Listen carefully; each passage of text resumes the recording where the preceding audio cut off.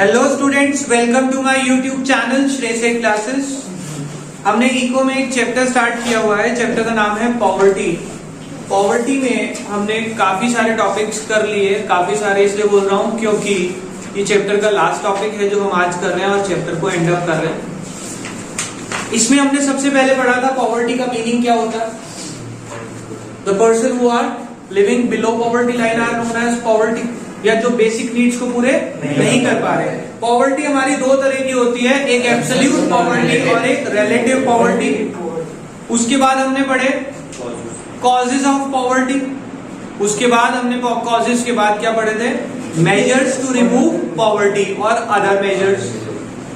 अब हम पढ़ रहे हैं poverty alleviation programme. Poverty alleviation यानी कि पॉवर्टी को खत्म करने के लिए कुछ प्रोग्राम या कुछ स्कीम्स हमारी government time to time launch करती रहती है। उसमें सबसे पहली जो पॉवर्टी स्कीम जो हम पढ़ रहे हैं एलिवेशन प्रोग्राम, दैट इज स्वर्ण जयंती ग्राम स्वरोजगार योजना। इसका नाम में ही इसका सारा मतलब है। स्वर्ण मतलब गोल्डन, या स्वर्ण वैसे गोल्ड को बोलते हैं। जयंती मतलब जुबली, गोल्डन जुबली पे बनी थी ये स्कीम। गोल्डन जुबली इंडिया में सबसे पहले अपना कॉन्स्टिट्यूशन कब अप्लाई हुआ था, 49 में। 51 में हमारा 5 ईयर प्लान बना था पहला। कॉन्स्टिट्यूशन 49 में हुआ था, तो उससे 50 ईयर्स के कौन सा ईयर हुआ, 1999। 49 से 50 ईयर्स जोड़े तो 1999 में ये स्कीम लॉन्च हुई थी। तो स्वर्ण जयंती रखा इसलिए। ग्राम मतलब गांव, रोजगार स्वरोजगार, स्व मतलब सेल्फ और रोजगार मतलब एम्प्लॉयमेंट। रोजगार मतलब एम्प्लॉयमेंट यानी कि सेल्फ एम्प्लॉयमेंट स्कीम थी ये। नाम है, हिंदी वर्ड है इसलिए अजीब सा लगता है। हिंदी वर्ड को इंग्लिश में लिखा हुआ है, स्वर्ण जयंती ग्राम गांव स्वरोजगार सेल्फ एम्प्लॉयमेंट योजना, SGSY। ये लॉन्च कब हुई थी? देखो बेटा, अभी जितनी भी स्कीम्स मैं पढ़ाने वाला हूँ, 2-3 तो मैं रीड करवाऊंगा, उसके बाद मैं आपको कहूंगा कि हर स्कीम में आपको 3 चीजें याद करनी है। उसकी फुल फॉर्म, वो कब लॉन्च हुई थी, and what was the objective, क्यों बनाई गई थी वो स्कीम। क्लियर? देखो क्या लिखा है, to remove the poverty from rural area SGSY was launched in villages in April 1999.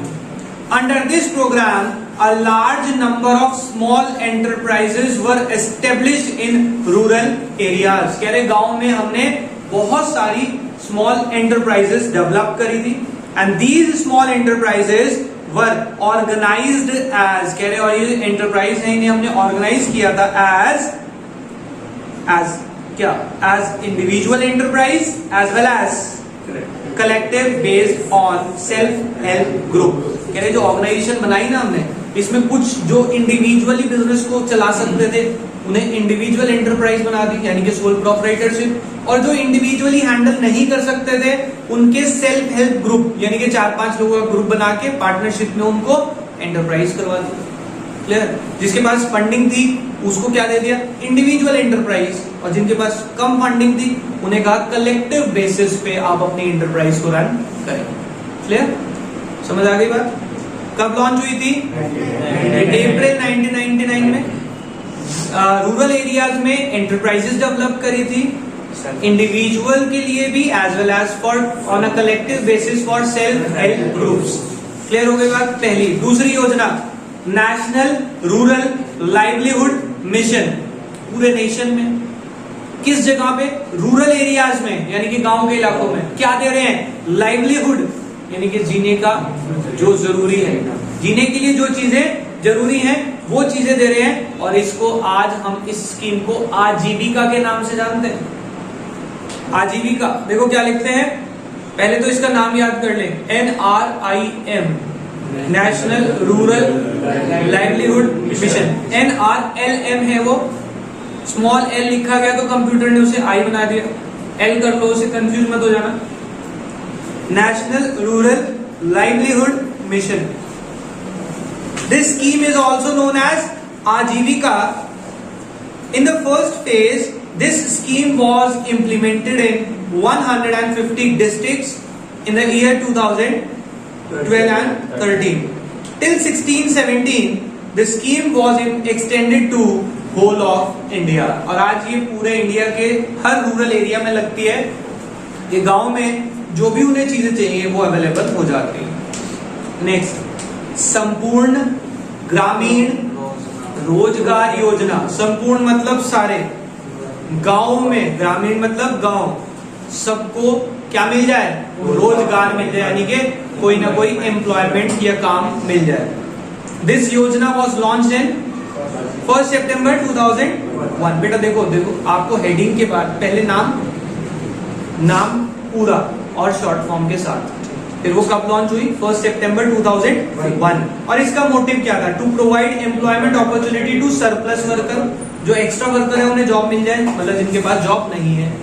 To focus on development of region, economic and social condition, हर एक चीज की डेवलपमेंट हो, रीजनल, सोशल एंड इकोनॉमिक। और तीसरा, focus on development of infrastructure, के infrastructure भी develop हो जाए। अब ये इन्होंने, आप देखें सारी बातें तो बोल, कैसे, रीजनल, सोशल, इकोनॉमिक, ये हो गया क्या, सोशल मतलब सोसाइटी की भलाई, इकोनॉमिक मतलब पैसा, और साथ में लास्ट पॉइंट में क्या बोल दिया, इंफ्रास्ट्रक्चर, यानी कि पूरी सारी की सारी फैसिलिटी दे दी। तो इसलिए तो नाम है संपूर्ण, एक गांव को पूरी तरह से सब कुछ मिल जाए, उसके लिए ये बनी थी। नेक्स्ट, प्रधानमंत्री ग्रामोदय योजना। अब इसकी शॉर्ट फॉर्म PGY, बच्चा कहता है सर PMGY होनी चाहिए, इधर समझेंगे CGY क्यों लिखी है, क्योंकि नाम है प्रधानमंत्री रोजगार योजना। अब अगर आप इसमें थोड़ा सा दिमाग लगाएं कि PMGY क्यों नहीं है, क्योंकि प्रधानमंत्री एक ही वर्ड है हिंदी में, इंग्लिश में अलग अलग कर दिया हमने उसे, प्रधान अलग और मंत्री अलग। हिंदी में आपने कभी प्रधानमंत्री अलग लिखा हुआ देखा है, एक ही वर्ड होता है प्रधानमंत्री, तो इसलिए प्रधानमंत्री का P उठाया। प्रधानमंत्री ग्रामोदय योजना, ये कब लॉन्च हुई थी, 2001 में, और वो ग्राम उदय यानी कि ग्राम मतलब गांव, उसमें उदय यानी कि उसकी डेवलपमेंट कराना चाहते हैं। तो उन्होंने 5 सेक्टर पकड़े, health, education, health, primary education, drinking water, housing, roads, ये 5 चीजें हर गांव में डेवलप कराई थ्रू दिस स्कीम, प्रधानमंत्री ग्रामोदय योजना के तहत। क्लियर हो गई बस, आगे आते हैं। जयप्रकाश रोजगार गारंटी योजना, ये जयप्रकाश कौन है, कोई रहा होगा, उसने रोजगार की गारंटी योजना दी थी, जिससे कि देश के सबसे बैकवर्ड डिस्ट्रिक्ट्स में लोगों को जॉब मिल सके। ठीक है ना। नेक्स्ट, स्वर्ण जयंती शहरी रोजगार योजना। स्वर्ण जयंती यानी कि ये भी गोल्डन जुबली में बनी होगी, बट ये किसके हिसाब से गोल्डन है, जब आजाद हुआ था, जब 47 में हम आजाद हुए थे, वहां से 50 साल गिनो, 97, तो ये 97 में लॉन्च हुई थी। वो जो थी वो किसके हिसाब से थी, 49 के हिसाब से, जब हमारा कॉन्स्टिट्यूशन हुआ था, वहां से 50 साल, और ये जब आजाद हुआ था वहां से 50 साल। ठीक है, वो थी स्वर्ण जयंती ग्रामीण स्वरोजगार यानी सेल्फ एम्प्लॉयमेंट। ये क्या है, स्वर्ण जयंती शहरी, वो गांव की थी, ये शहर की है, और रोजगार नहीं है, रोजगार योजना है, स्वरोजगार नहीं है, यानी कि बिजनेस नहीं करवाएंगे आपको, जॉब दिलवाएंगे। रोजगार का मतलब होता है नौकरी, स्वरोजगार का मतलब होता है सेल्फ एम्प्लॉयमेंट। समझ रहे बात को, फर्क है दोनों स्कीम्स में। देखो क्या लिखा है, ये जो योजना थी कब लॉन्च हुई थी, 1 दिसंबर 1997। Objective was to provide self employment और वेज एम्प्लॉयमेंट, अपना काम भी दिलवा सकते हैं और साथ साथ जॉब भी दिलवा सकते हैं to the urban unemployed and underemployed, जो शहरों में लोग अनएम्प्लॉयड और अंडर एम्प्लॉयड थे उनको। क्लियर। नेक्स्ट, प्रधानमंत्री रोजगार योजना। ये योजना क्यों बनी थी कि जो लोग अनएम्प्लॉयड हैं उन्हें एम्प्लॉयमेंट दिलवा सके, क्योंकि नाम ही है प्राइम मिनिस्टर। ओके, प्रधानमंत्री वो फ्लो में निकल गया, प्राइम मिनिस्टर रोजगार, ये इंग्लिश वाले आए। अब इंग्लिश वाले आए तो बात होगी पैसों की। ठीक है, तो इन्होंने क्या लिखा, प्राइम मिनिस्टर कह रहा है कि मैं अगर आप नया बिजनेस खोलना चाहते हैं तो मैं आपको 1 लाख तक का लोन दिलवा दूंगा, और अगर आपका पुराना ही बिजनेस है तो आपको 2 लाख तक का लोन मिल जाएगा इसमें प्राइम मिनिस्टर रोजगार योजना में। क्लियर? आगे चलते हैं। Development of SSI, small scale and cottage industry. Small scale और कॉटेज इंडस्ट्री को डेवलप करने के लिए, पॉवर्टी हटाने के लिए इसमें स्पेशल अरेंजमेंट बनाए गए थे कि जो SSI यूनिट्स हैं उनको अगर फंडिंग की या किसी सपोर्ट की जरूरत पड़े तो इस स्कीम के थ्रू गवर्नमेंट आपको हेल्प करती है। Next is minimum need programme. ये मिनिमम नीड प्रोग्राम क्या है? इस प्रोग्राम में गवर्नमेंट ने जो लोगों को बेसिक जरूरतें हैं वो प्रोवाइड करी थी, लाइक रहने के लिए घर, water supply, health facility, education facility. वो जो बेसिक नीड्स हैं, मिनिमम नीड्स प्रोग्राम में आपको काफी सारे हेल्प दिए गए थे। देखो क्या लगता है, it covers primary education, adult education, rural health, rural water supply, rural health and water supply, rural roads, rural electrification यानी बिजली दी, और हाउसिंग एक्सेट्रा। तो जो बेसिक रिक्वायरमेंट है वो आपकी यहाँ पे पूरी करेगी। आगे चलते हैं। अब बेटा ये जो प्रोग्राम्स हैं प्लीज इन्हें आप समरी बना लेना कि कितने प्रोग्राम हैं। इन टोटल वी हैव 15 और 19। 15 है तो जितने भी हैं हर एक की हेडिंग कब लॉन्च हुई, ऑब्जेक्टिव। कुछ में ना वो नहीं है कि कब लॉन्च हुई, सिर्फ ऑब्जेक्टिव है तो सिर्फ उसके ऑब्जेक्टिव दिखे। आगे चलते हैं। 20 पॉइंट प्रोग्राम। अब ये जो है 20 पॉइंट प्रोग्राम, ये जो स्कीम थी ऑब्वियसली इसमें क्या कहा था कि कुछ 20 पॉइंट्स गवर्नमेंट ने हाईलाइट करे थे कि इन 20 पॉइंट्स में गवर्नमेंट आपको हेल्प करेगी। इसमें टोटल 7, 8, 9, 10 कुछ दिए हुए हैं, 7 से 10 के बीच में। आप ये याद कर लेंगे, कोई भी इसमें 5 to 6 पॉइंट्स याद कर ले, कम आती है कोई। नेक्स्ट इज, ये सबसे ज्यादा आती है, Mahatma Gandhi national rural employment act. G से है गारंटी एक्ट, GA है ना लास्ट में। Yes sir. Mahatma Gandhi national rural employment guarantee act. Last में GA नहीं मिलता कई बार बच्चे को, तो वो क्या है, गारंटी एक्ट है। M से महात्मा गांधी, M और G। ये नेशनल का ये MGM नहीं है, MGN करो, उसका नाम मग्नरेगा है। MGNREGA।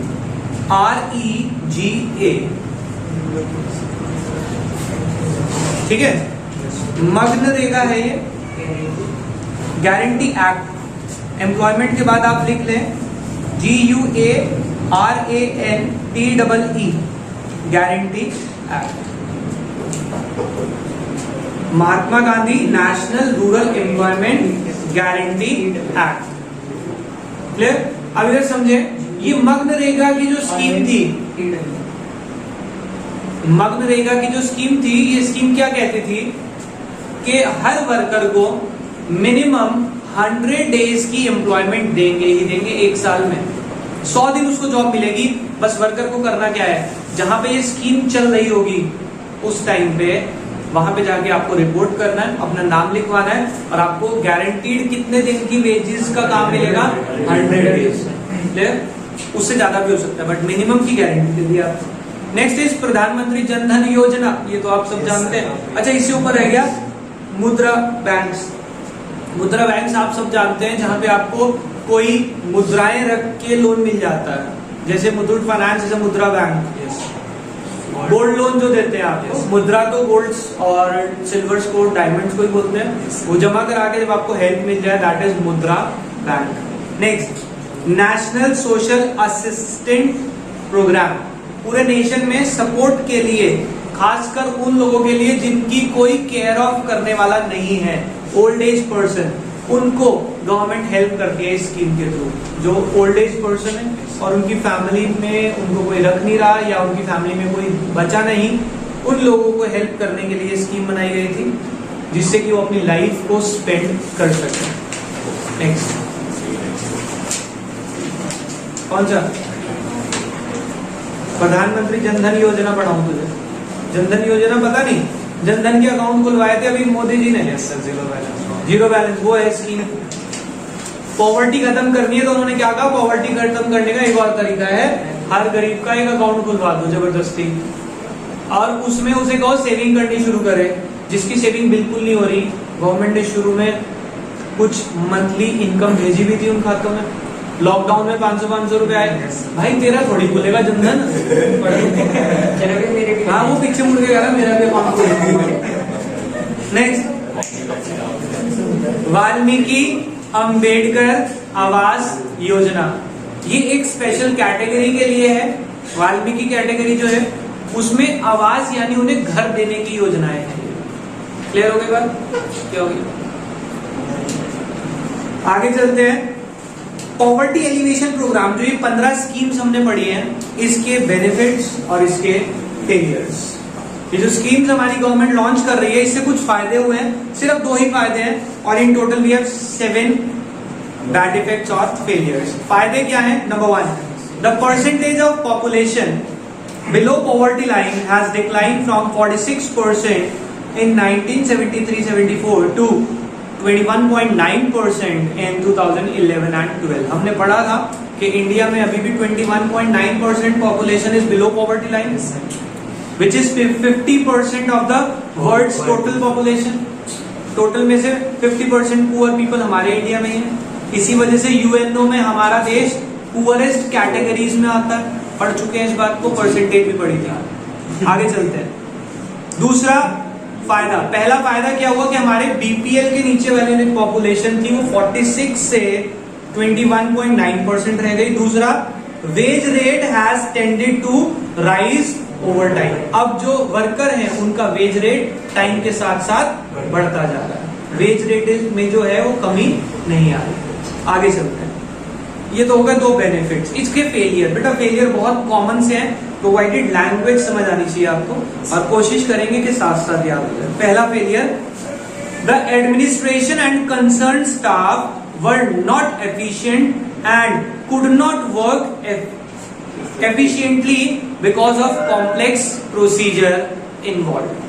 कह रहे जो हमारा ये जो स्टाफ है जो इन स्कीम्स का बेनिफिट देता है पुअर पीपल को, वो स्टाफ अच्छा नहीं और वो एफिशिएंट भी नहीं है।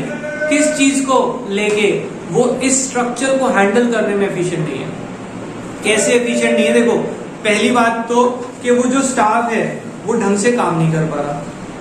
क्यों नहीं कर पा रहा? क्योंकि स्ट्रक्चर बहुत डिफिकल्ट है। कैसे स्ट्रक्चर डिफिकल्ट है? लाइक अभी हमने पढ़ी स्वर्ण जयंती ग्राम स्वरोजगार योजना, ये पढ़ी ना। इसमें क्या था, गांव के एरियाज में नाम में था स्वर्ण जयंती ग्राम स्वरोजगार योजना, SGSY, यानी कि गोल्डन जुबली पे बनी थी। गांव के एरिया में, गांव मतलब रूरल एरियाज में क्या दे रही थी इसकी? Self employment. सेल्फ एम्प्लॉयमेंट में हमने पढ़ा कि ये एंटरप्राइज बना के देंगे कुछ इंडिविजुअल को और कुछ सेल्फ हेल्प ग्रुप को। अब बिजनेस एंटरप्राइज सेटअप करके दे रही है गवर्नमेंट। वो सेटअप करके देने के लिए क्या ये इजीली गांव के लोगों को बना के देने देंगे? प्रैक्टिकली आप ग्राउंड लेवल पे आगे अगर बात करें, जो ये स्कीम डिस्ट्रीब्यूट कर रहा है पुअर्स को, वो इंसान भी तो rich section of the society को बिलोंग करता हो, क्योंकि उसके पास सरकारी कॉन्ट्रैक्ट आ गया। ये स्कीम जो इफेक्टिवली अपडेट करा रहा है, कोई एक इंसान होगा जो इसका हेड होगा, वो खुद एक गवर्नमेंट एम्प्लॉय रह चुका होगा या होगा उस टाइम पे। अब गवर्नमेंट एम्प्लॉय है तो उसके लिंक काफी बड़े बड़े लोगों के साथ होंगे, तो वो ये जो बिजनेस है ये किसी गरीब आदमी को करवा के देगा या अपने जानने वालों को? और वैसे भी ये जो स्कीम्स आती हैं ये किसको मिल जाती हैं? गांव के प्रधान को बता देते हैं, और प्रधान किसको देता है? अपने जानने वाले को।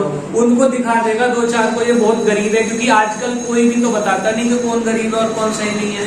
अभी देखो आगे पॉइंट लिखा है, पहला समझ आ गया, the administration and concern staff were inefficient. वो इनएफिशिएंट है because they could not work effectively because of the complex structure. Structure बहुत मुश्किल है इसका। Number 2, those in charge of the programme favoured the educated rich and resourceful person as against the poor. अभी बता दिया कि जो स्कीम के इंचार्ज होते हैं वो किसको सपोर्ट करते हैं?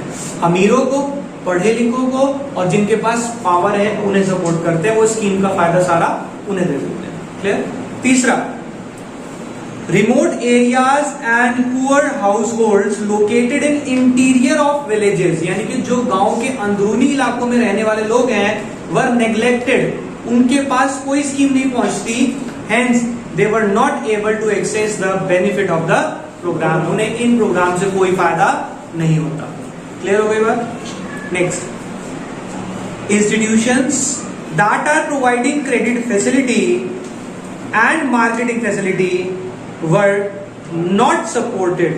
कह रहे जो इंस्टीट्यूशन ये उधार, देखो आप सुने, हमने कई बार पढ़ा है कि रूरल क्रेडिट के लिए गवर्नमेंट ने नाबार्ड बना दिया, नेशनल एग्रीकल्चर बैंक, ठीक है, और रूरल बैंक्स बनाए, रूरल डेवलपमेंट बैंक्स बनाए, जिससे एग्रीकल्चरिस्ट को क्या मिल सके, लोन मिल सके, इजी टर्म्स में मिल सके, लो रेट ऑफ इंटरेस्ट में मिल सके। हम पीछे पढ़ चुके हैं सारा। बट जब आप गांव में एक्चुअल में जाते हैं, क्या पुअर और मार्जिनल फार्मर को बैंक लोन देता है? नहीं। वो किसको देता? ऑलरेडी रिच फार्मर्स को लोन मिलता है, जिनके पास बहुत बड़ी बड़ी जमीनें हैं उनको लोन मिलता है। तो उन्होंने भी यही कहा कि जो क्रेडिट स्कीम्स हैं, ये क्रेडिट बेनिफिट्स हैं, ये जनरली सपोर्ट नहीं करते इंस्टीट्यूट्स जिनको देना चाहिए। तो fourth point, institution that are providing credit facility, यानी कि जो उधार दे रहे हैं, and market facility were not supported, वो सपोर्ट बिल्कुल नहीं करते हैं। और देखो बेटा, ये बातें बुक्स में लिखी हुई है, इसका मतलब उन्हें भी पता है कि ऐसा हो रहा है ऑब्वियसली, बट वो कुछ करते नहीं। पॉइंट नंबर 5, एक्चुअल में देखो हम कहते हैं कि वो करते नहीं, एक्चुअल में करना पॉसिबल ही नहीं है। रीजन बताता हूं कि हर लेवल पे जाके खुद काम कराना, it is next to impossible. हर लेवल पे तो नहीं। अब क्या होगा, अगर हम बात करें हमारे देश का जो भी पीएम अभी नहीं कोई भी रहा है, वो अपना काम किसको देता है? आपके जो उनके साथ के होते हैं। अगर हम मोदी जी की बात करें तो अमित शाह और वो जो उनके साथ में, वो किसे देते हैं? मिनिस्ट्रियल लेवल को देते हैं। वो किसको देते हैं? सीएम लेवल को देते हैं। सीएम किसको देता है? डीएम लेवल को देता है। डिस्ट्रिक्ट डीएम किसको देता है? अपने अपने एरिया के जो आपके एसडीए वो हो गए, एसएसपी वगैरह हो गए। और अगर गांव की बात करें तो गांव के प्रधान को। और वो किस आगे जो है डीएम और किसे दे सकता है? जो आप देखते हैं ब्लॉक के जो एरिया के हेड होते हैं, जिसे आप पार्षद कहते हैं। तो वो काम तो वैसे ही चेन में चलेगा। अब जब ये चेन ही करप्टेड हो गई तो फिर कहां से काम चलेगा? आप अगर ये समझें कि गवर्नमेंट एम्प्लॉइज जो हैं उन्हें तो करप्शन में आना ही नहीं चाहिए, क्योंकि वहीं से सारा काम खराब होना शुरू हो जाता है। और मैंने आज तक ये बात बोली नहीं, बट मेरे हिसाब से तो फैक्ट होना चाहिए कि जितने भी सीएम हैं वो सारे आईएएस ऑफिसर होने चाहिए। सारा पॉलिटिकल स्ट्रक्चर बदल जाएगा। आईएएस बहुत मुश्किल से पोस्ट मिलती है। प्रॉब्लम ये है कि जो सीएम है ना, उसके नीचे आते हैं आईएएस। आईएएस के पास जितनी नॉलेज और पावर होती है वो सीएम के नीचे दब जाता है। अगर सीएम ही आईएएस ऑफिसर हो, वो अपने एरिया का राजा हो जाएगा। और वो इतना पढ़ा लिखा और इतना टैलेंटेड आदमी होगा क्योंकि उसे डिग्री लेने में बहुत मेहनत करनी पड़ेगी। तो जब वो पढ़ा लिखा होगा सीएम, तो नीचे कोई भी अधिकारी कुछ नहीं कर पाएगा, क्योंकि पता है कि भैया सीएम जो है आईएएस ऑफिसर है, उसे सब पता है। और आईएएस ऑफिसर की पोस्ट की वैल्यू भी बढ़ जाएगी। ये तो सिर्फ पॉलिटिकल सपोर्ट होता है, ये जानने वाला उसकी इतनी पावर है, चल भाई तुझे सीएम बना दो। ये कोई तरीका थोड़ी है। चलो पॉइंट नंबर 5, हम अभी इसके बैड इफेक्ट्स पढ़ रहे हैं इन स्कीम्स के। पहला हमने पढ़ा स्टाफ जो है एफिशिएंट नहीं है। दूसरा जो स्टाफ है वो एजुकेटेड और रिच पर्सनालिटी को सपोर्ट करता है। रूरल रिमोट एरियाज में रहने वाले जो लोग हैं उनको इसके बेनिफिट नहीं मिलते। जो क्रेडिट प्रोवाइडिंग इंस्टीट्यूट्स हैं दे आर नॉट सपोर्टेड, वो सपोर्ट नहीं करते। 5वां, definition of poor was not clear. कौन गरीब है इसकी डेफिनेशन ही नहीं है यहाँ पे क्लियर बिल्कुल, क्योंकि हमारे यहाँ पे जिससे पूछ लो हर आदमी कहता है मैं तो गरीब हूँ। एक्टिवा पे आने वाला भी कहता है मैं गरीब हूँ। जिससे मर्जी पूछ लेना, कोई नहीं कहेगा हाँ भाई ठीक है शुक्र है ऊपर वाले का, वो कहेगा गरीब है भाई, हम तो पैसे नहीं है, नुकसान हो गया लॉकडाउन में मर गए। हाँ भाई हमारे घर में घर के बराबर में लोग ऐसे ऐसे हैं, इतना पैसा है, गाड़ियां हैं 2-2 3-3, और लॉकडाउन में भाई खाने की दिक्कत हो गई। तो बता कैसे बेवकूफ आदमी हो, शर्म कर लो, ऊपर वाले ने इतना कुछ दिया हुआ। देखो क्या लिखते हैं, definition of poor was not clear to too many, as a result non-poor took the advantage of the program। इस वजह से जो गरीब नहीं है वो फायदा उठा लेते हैं इन स्कीम्स का। ये टुक कर लेना, उसे लुक लिखा वहां पे, ठीक है। Next, the poverty alleviation programme were largely government sponsor programme, it lacks the participation of people. कह रहे हैं सरकारी प्रोग्राम होते हैं तो इसमें प्राइवेट लोगों को या प्राइवेट इंडिविजुअल का कोई काम नहीं होता, इस वजह से उन्हें बेनिफिट नहीं मिलता। Last point, the delivery mechanism. Delivery mechanism समझना बेटा, जो गवर्नमेंट गुड्स या सर्विसेज गरीबों तक पहुंचाने के लिए स्कीम लॉन्च करती है, वो स्कीम का जो डिलीवरी मैकेनिज्म है, यानी कि डिलीवरी चेन, जो गवर्नमेंट से लेके पब्लिक तक को पहुंचाने वाले बीच में लोग होते हैं, वो अच्छे हैं या बेकार है? वही तो बेकार है। अगर वही अच्छे हो तो वो चीज प्रॉपरली पुअर्स तक पहुंच सके और शायद पॉवर्टी एलिवेट हो जाए। तो देखो क्या लिखते हैं, the delivery mechanism of poverty alleviation programme were in the hand of power group of the villages. अभी बताया वो किसके हाथ में होती है, ग्राम पंचायत के हाथ में होती है, सारी प्रधान के हाथ में। Hence there was large scale leakage of delivery system. Delivery system में बहुत ज्यादा लीकेज और नुकसान है, जिस वजह से पुअर को इसके फायदे नहीं मिलते। ठीक है, इसी के साथ हमारा ये चैप्टर हो गया खत्म। बाकी करेंगे नेक्स्ट क्लास में। अभी के लिए बाय।